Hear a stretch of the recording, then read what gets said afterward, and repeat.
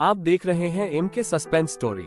आज मैं आपके लिए बहुत डरावनी कहानी लेके आया हम, जिसे सुनकर आप बहुत डर महसूस करोगे। तो चलो वीडियो स्टार्ट करते हैं। ये हवेली राजा महाराजा के समय में बनाई हुई थी, लेकिन पिछले 18 सालों से इस हवेली में आज तक कोई भी रहने के लिए नहीं आया है।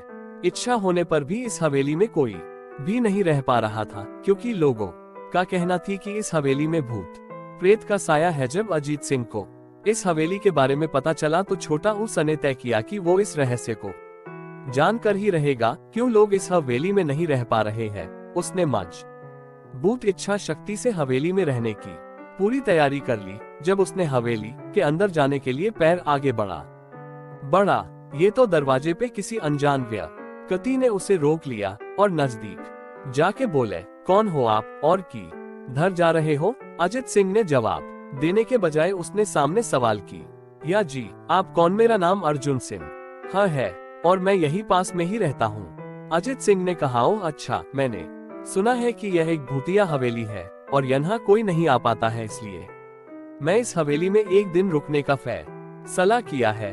अर्जुन सिंह ने कहा, जी हाँ, आपने सही सुना है और आप भी अंदर मत जाइए। मेरी माने तो आप भी वापस लौट जाइए, यहाँ बहुत खतरा है। ये सुनकर अजीत सिंह खुश हो गया, जैसे उन्हें कोई लॉटरी लग गई हो।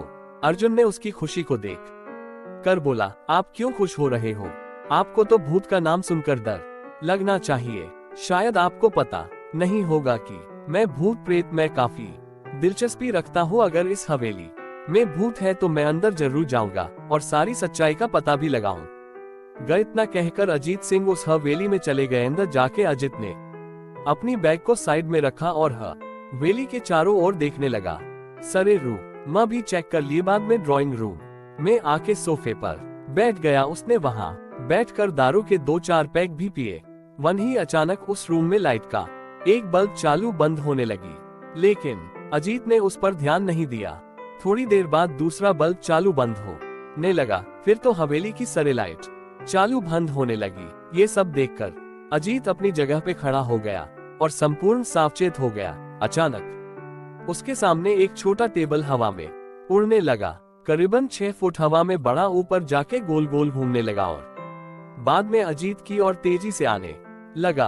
अजित ने तुरंत ही अपने जगह बदल दी और दूसरी ओर चला गया और दूसरी ओर चला गया और वो टेबल वहीं जाके गिरा। जहाँ अजित खड़ा था, अजीत कुछ समझ पाता उतने में सोफे की शीट उसकी ओर आने लगी। वो जल्द खड़ा हो गया और छलांग लगा के दूसरी ओर कूद गया, जिसके कारण सोफा दीवार को टकराया और अजीत बच गया। अचानक सब कुछ शांत हो गया।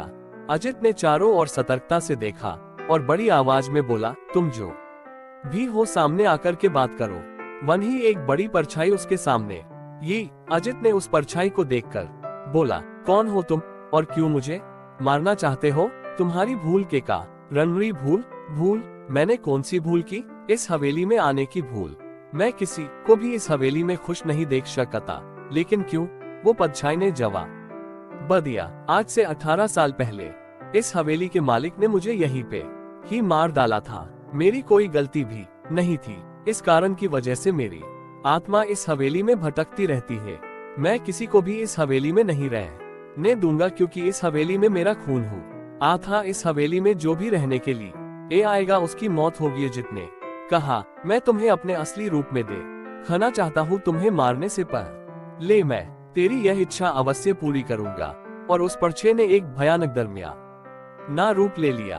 उसका चेहरा इतना भयानक था कि अजीत भी एक क्षण के लिए डर गया था, लेकिन दूसरी ही क्षण में उसने अपने आप पर काबू पा लिया। बाद में इसने अपनी जेब में से सफेद पाउडर निकाला और उस भूत के पर फेंक दिया। भूत के पर पाउडर पड़ते ही वो जलने लग गया।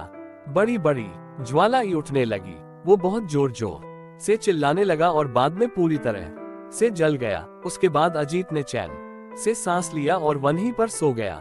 दूसरे दिन सुबह जब अजीत को सही सलामत हवेली से बाहर आते देख अर्जुन को आश्चर्य हुआ। अर्जुन ने अजय से पूछा, तुम कैसे जिंदा हो? जब अजीत ने अर्जुन को कल रात को घटी घटना को पूरी तरह से बताया और बोला, अब ये हवेली भूतिया हवेली नहीं